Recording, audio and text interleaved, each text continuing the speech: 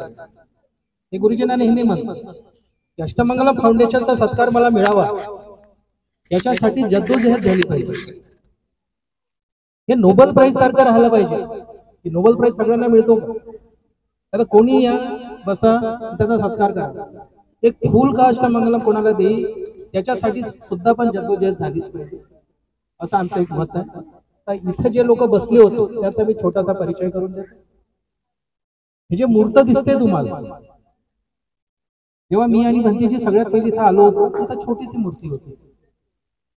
तेव्हा मला पण प्रश्न पडला होता की भंतीजी त्या छोट्याशा मूर्तीचं आपण करायचं काय. पण तेव्हा संजय कांबळे सरांसोबत माझा परिचय झाला, भेटगाठ झाली. त्यांना सहज म्हटलं की कांबळे साहेब अशी एक मूर्ती भेटेल का. तर त्यांनी सहज भावाने म्हटलं की सर माझ्याकडे वायगावला मूर्ती आहे, तर तुम्ही त्याची स्थापना करू शकाल तर नक्कीच घेऊन.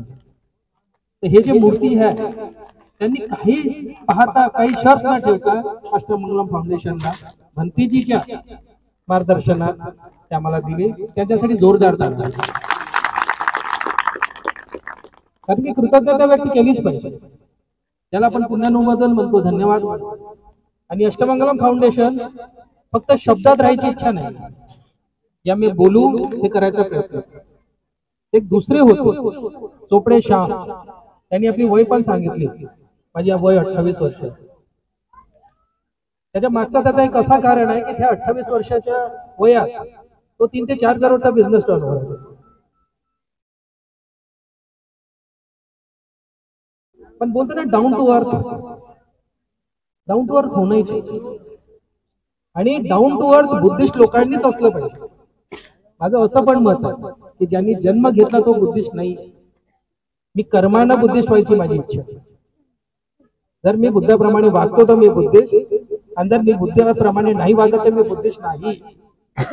कोणी जबरदस्ती नाही केली की तुम्ही बुद्धिस्ट व्हा. तर मला तर असं वाटतं जे नीरज चोपडे आहे, ते चोपडे आहे, श्याम चोपडे आहे, ते खरी बुद्धिस्ट. कारण की जे भंतेजींनी सांगताना जे बोलले की असं कोणतं पुण्य करावं पर्यावरण का रक्षण. आम्ही जेव्हा इथं होतो तर आमच्या खिशात फक्त 2000 रुपये होते आणि एका झाडाची किंमत 700 रुपये होती. 2000 झाडं लावायची किती आता. मग आमचे जे अध्यक्ष आहे अष्टमंगलम फाउंडेशनचे श्री प्रवीण, त्यांनी सहज श्यामला फोन केला, श्याम 200 झाडं भेटेल का रे. तर त्यांनी म्हटलं की प्रवीण भाऊ लावायचे कुठं आहे हो म्हणे, रस्त्यानं का, परत ग्रामपंचायतची काही योजना तर नाही आहे. तर नाही म्हणे आमच्या एक टेकडी आहे तिथं मला 200 झाडं लावायची. तर श्यामने एका तासात तिथं 200 झाडं पोहोचवलं. आणि ते काही छोटे झाडं नाही, माझ्यापेक्षा मोठे झाड. हे जे सगळे झाडं दिसतात त्याच्यातले 70% झाडं श्यामने. तर त्याच्यासाठी जोरदार ताली. तिसरा जो माणूस होता राहुल कांबळे, परत आमचे 5-6 लोक परत जमा झाले, टीका सबल आणली. आता झाडं तर आली, आता लावायचे कशी. आम्ही एक गड्डा खोदला, तुम्हाला सांगतो आम्ही दमतो. दुसरे दिवस आम्ही सगळेच बिमार पडलो. एक टेकडी, त्याच्यात गोटे, आणि ते खोदताना मी प्रवीणला म्हटले काम करते वापस पोचून दे झाडं, आपल्याकडून काही नाव होत नाही. हे नाटक कंपनी आपण उभी तर केली पण रोल काही आपल्याकडून निभावणं होत नाही. तेव्हा काय माहित कुठून देवासारखा राहुल उतरला आणि तो म्हणे साहेब मी गड्डे करून देतो. म्हटलं राजा आमच्याकडूनच नाही होतं, तुझ्याकडून काय होणार. माझी JCB आहे. पहिले जे आम्ही झाडं लावले होते ते असं उतरत नाही का आपण दरातीसारखं, आमच्या पूर्ण ते 50-60 झाडं मेले होते. कारण की गोटे असल्यामुळे काय होतं त्याच्या जडा खाली जातात.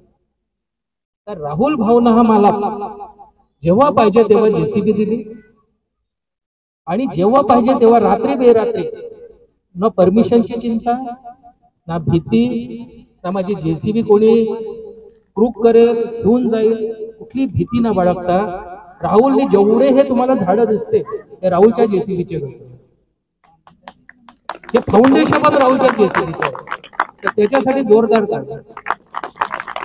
आता जन्म तर घेऊन दिला, त्याचं संगोपन कोण करत. हे जे काकाजी होते वासेकर काका, हे त्यांचा पण खूप आभारी आहे. आम्ही तर सगळे नोकरी पेशा माणसं आहे, पण त्यांचे हे जे सहकारी सगळे दिसून राहिले तुम्हाला आजूबाजूला, हे त्यांचे खरी रक्षक आहेत. हे जे झाड जगले हे अष्टमंगलम पर्यावरण मंडळ आणि त्याची जे लिडरशिप आहे, शंभरकर साहेब असो, कांबळे साहेब असो, वासेकर काकाजी असो, विनोद बनसोड सर असो, जे कोणी यांची टीम आहे तर त्यांच्यासाठी पण जोरदार टाळ्या होऊ द्या. ही सगळी टीम जर अष्टमंगलम फाउंडेशन सोबत नसती तर कदाचित आज इथं आपण बुद्ध जयंतीचा कार्यक्रम घेऊ शकलो नसतो. उजाड होता सगळं, पण आज निसर्गमय वातावरण आपल्यात आहे. मी तुमचा वेळ घेणारच आहे, कारण की भंतेजींनी जे म्हटलं ना, आम्ही जेवण करायला आलोच नाही. उपाशी कोण आहे हो आपल्या घरी? कोण आहे उपाशी आपल्या घरी? नाही ना. तर आम्ही अर्धा तास ऐकून घेतलं कोणाचं मनोगत तर काय झालं. जेव्हा भंतेजी आमच्या क्लास घेतात ना, तेव्हा भंतेजी आम्हाला दीड तास 2-2 तास फक्त बसून ठेवतात. पहिले आम्हाला वाटते की हे कोणती क्लास आहे, काही सांगत तर नाहीच आहे. हे कोणती क्लास आहे, हे कोणती विपश्यना आहे. आम्हाला असं वाटलं की इथे बसा पालखट बांधून, हात लंबे करा, डोळे बंद करा आणि मी विपश्यना करतो. तर भंतेजी काहीच नाही सांगायचे 1.5 ते 2 तास. म्हटलं हे कोणती विपश्यना आहे, हे तर नाही पाहिली आपण कधी. तेव्हा भंतेजी 1.5 ते 2-2.5 तासानंतर आम्हाला म्हणायचे की जो बैठना सीख गया वो ध्यान लगाना सीख. हम बैठ ही नहीं तो सकते, आम्ही बसू शकत नाही. तुला वाटतं चला जे काही असो, तर सगळ्यात कठीण काम आहे बसणं. जर तुम्हाला बसता आलं तर तुमचं चित्त एकाग्र होतं. अरे आम्ही 2 तास तर नाही बसू शकत. 2 तास आम्ही जीवनाला काय बसवलं. म्हणजे घडी बसली पाहिजे म्हणतो ना आपण, काय पोराची बापा घडी बसली पाहिजे, म्हणजे एक्झॅक्टली काय होतं. तर सगळ्यात कठीण काम आहे बसणं. तर माझी सगळ्यांना नम्र विनंती आहे की हे आपला पर्व आहे, हे आपल्या अस्तित्वाचा पर्व आहे, हे आपला नैतिकतेचा पर्व आहे.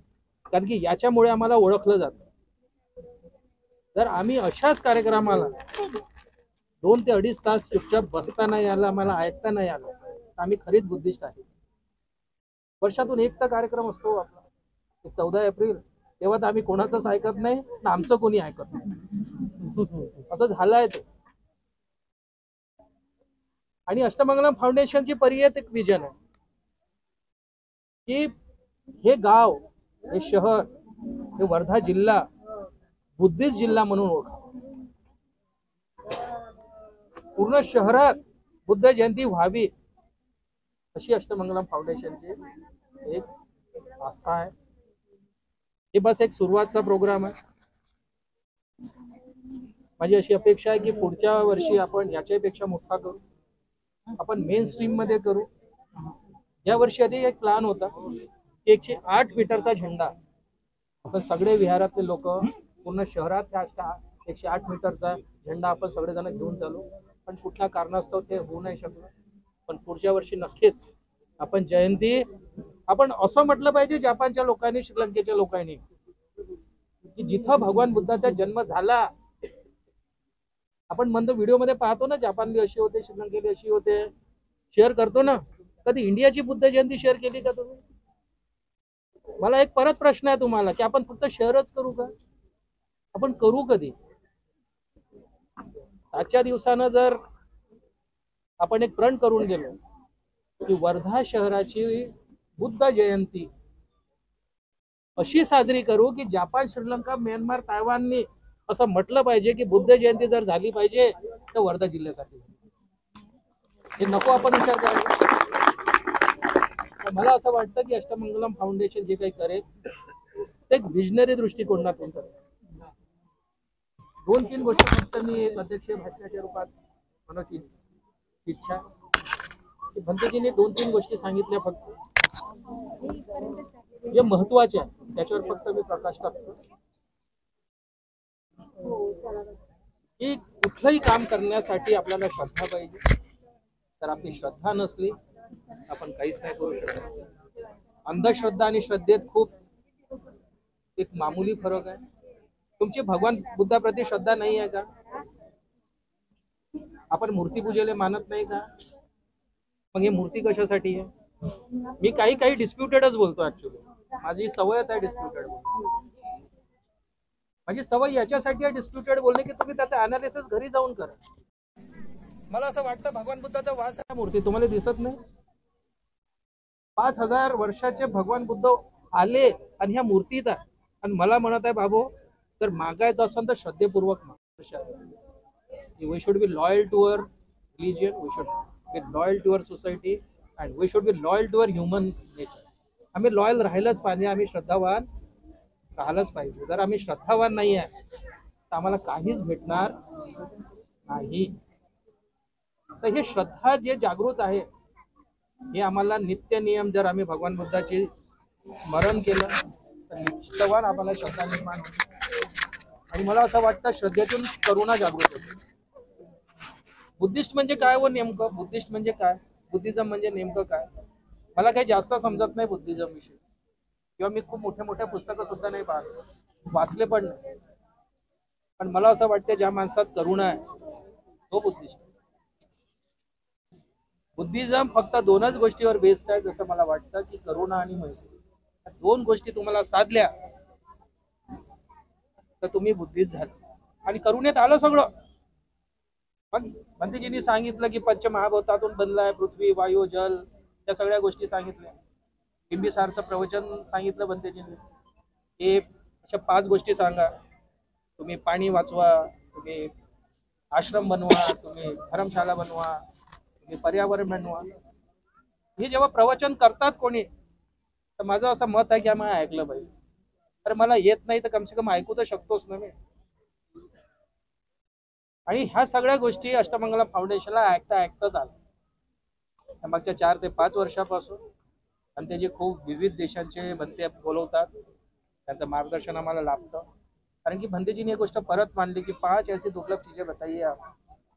सबसे पहले भगवान बुद्ध का जन्म लेना, फिर मानव का जन्म लेना, फिर मानव का जन्म कैसे जीना और जो अच्छी बातें सुनना ये भी एक दुर्लभ कार्य ही है. भंतेजीच्या सानिध्यातून असे हे 2-3 गोष्टी आम्हाला लाभल्या. आणि माझी असं थोडंसं मत पण आहे की जीवनात काही जर चांगलं घडायचं असेल तर आपल्याला चांगल्या लोकांचं सानिध्य लाभलंच पाहिजे. मी माझा पैमाना, मी माझा पॅरामीटर तेव्हा मला माहित पडते जर मी माझ्या एखाद्या चांगल्या हुशार माणसासंग माझी तुलना, तर मी माझी तुलना एखाद्या बुद्धू संघ केली तर मला माझा पॅरामीटर समजत नाही. तो अपने मुंह मिठू यही होते की मी किती हुशार आणि माझ्यापेक्षा हुशार कोणी असतं. तर म्हणून मला असं वाटतं की आपला सानिध्य आहे चांगल्या लोकांसोबत व्हावं, ज्ञानी लोकांसोबत व्हावं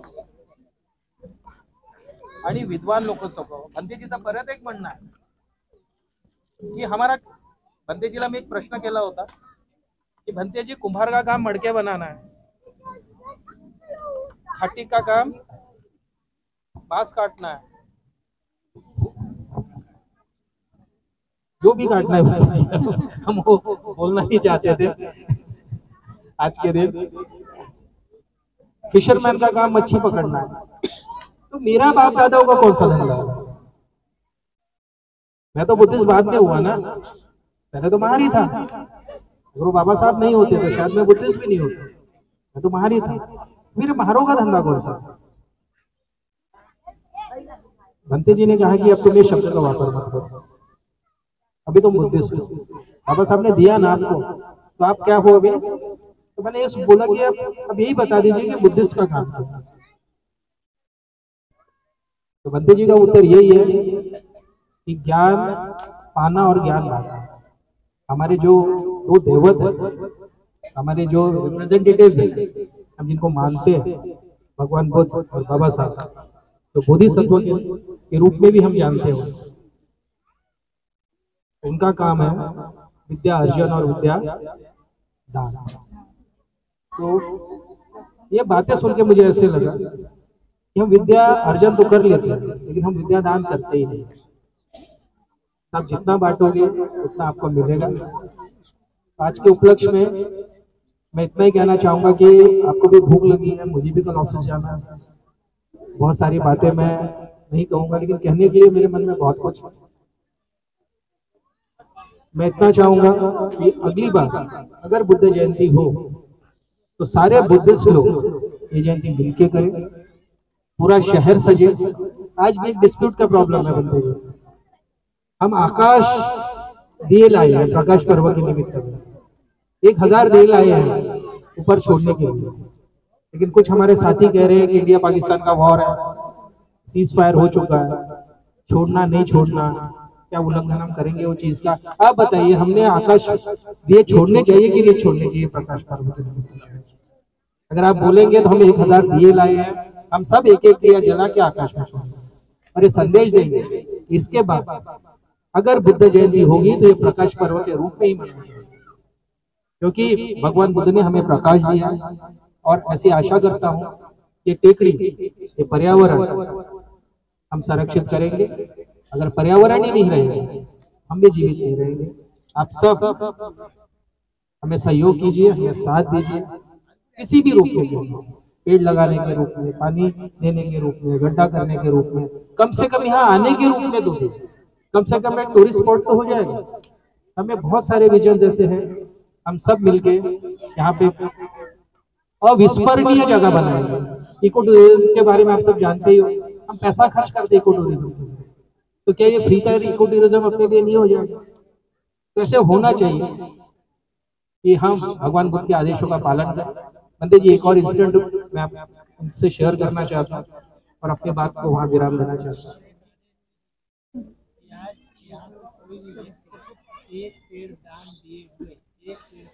आदेश तो बंदे जी आप ही रहेंगे, हम तो विनंती कर सकते हैं सिर्फ। जी बिना एक पेड़ का आज जो है, जो भी यहाँ पर आए हुए हैं, कोई भी ऐसा सिंगल पर्सन व्यक्ति यहाँ से नहीं जाए, तो काम कर ही रही है। ये तो कभी कभी आते हैं, तो कोई भी व्यक्ति यहाँ से ऐसा ना जाए अपनी बिना ये जिम्मेदारी को ये किए हुए, अपनी जिम्मेदारी समझो और एक पेड़ का दान करके। तो बंते जी ने जो आदेश दिया मैं वो पहले बताना चाहूंगा। खाना खा रहे हैं उनको भी आवाज देखिए, जो लोग खाना खा रहे हैं वो मेरी आवाज सुन रहे हैं ना? आप खाना आराम से खाइए, कोई जल्दी नहीं है, लेकिन एक भंते जी का आदेश है कि कोई कोई लोग यहाँ कभी कभी ही आते हैं, कोई पहली बार आया होगा या कोई बार बार आता है। तो भंते जी का आदेश ऐसा है, तो कम से कम जितने भी लोग यहाँ आए हैं वो कम से कम एक पेड़ दान देके जरूर जाए। एक पेड़ आप दीजिए, गड्ढा राहुल भाई कर ही लेंगे,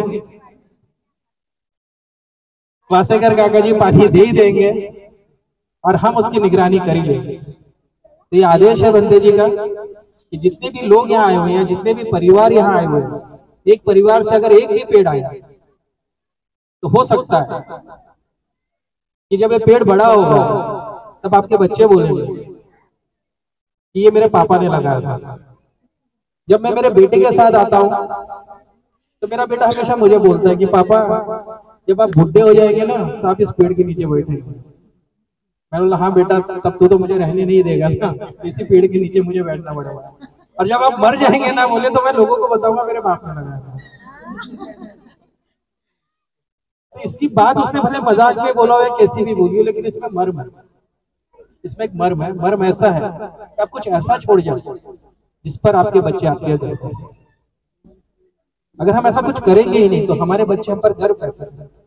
तो ऐसा ना हो जाए आने वाले समय में कि हमारे फोटो ही हमारे बच्चे निकाल के फेंक देंगे कि तुमने बाबा साहब का कमाया हुआ खाया, तुमने तो हमारे लिए इंटरेस्ट भी नहीं। जो छोटा सा उदाहरण दे रहे हैं कि जो 15 से 20 हजार में हमारे बच्चे काम कर रहे हैं प्राइवेट सेक्टर्स में, छोटी छोटी नौकरियों, ये उसका द्योतक है।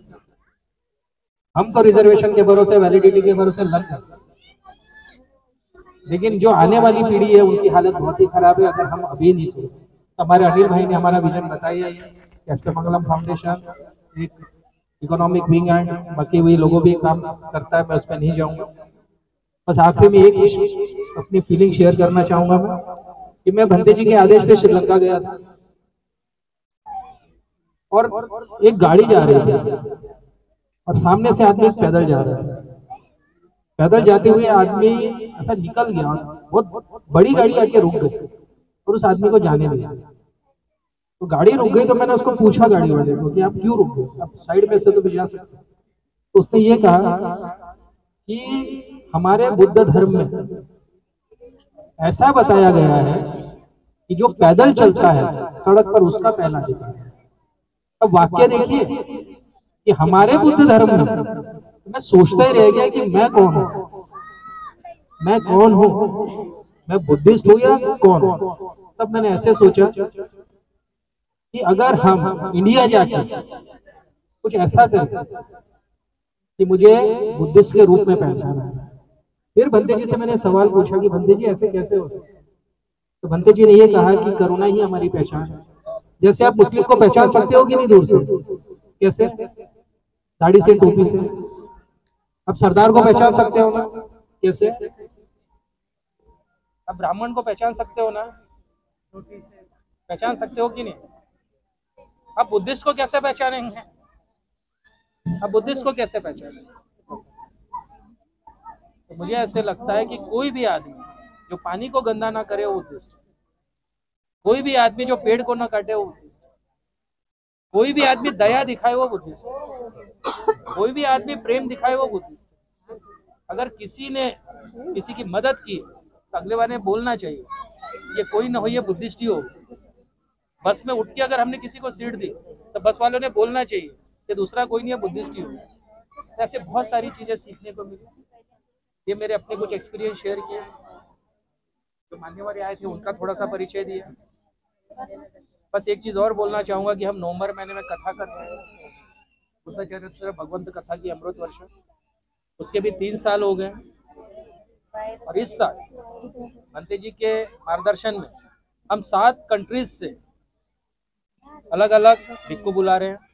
मैं चाहूंगा कि आप हमारा उसमें सपोर्ट करें। और इस बार कम से कम पूरे विदर्भ से लोग बुलाने की हमारी इच्छा है। अगर ऐसा मीट हो और लगना चाहिए कि बुद्धिस्ट लोगों का मीट है।